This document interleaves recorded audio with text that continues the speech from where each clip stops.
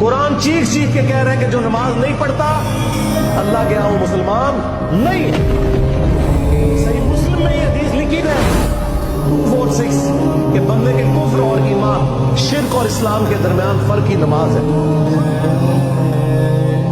یہ حدیث مسلم میں ہی لکھی رہ گئی کہ ابن مسعود رضی اللہ تعالیٰ عنہ کہتے ہیں کہ جماعت کے ساتھ نماز پڑھنا یہ سنت خدا ہے، یہ تمہارے نبی کی وہ سنت ہے جو اللہ نے انہیں عطا کی، اگر اسے چھوڑ دو گے تو برباد ہو جاؤ گے۔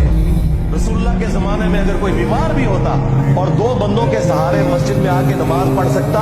تو اس کی کوشش ہوتی کہ میں مسجد میں جماعت سے نماز پڑھوں، کہیں مجھے منافق نہ شمار کر لیا جائے۔ جماعت چھوڑنے پر رسول اللہ کے زمانے میں سمجھا جاتا تھا صلی اللہ علیہ وسلم کہ بندہ منافق ہے۔ صحابہ کرام کو، اہل بیت کو کب معلوم تھا کہ ایسی امت بھی آنے والی ہے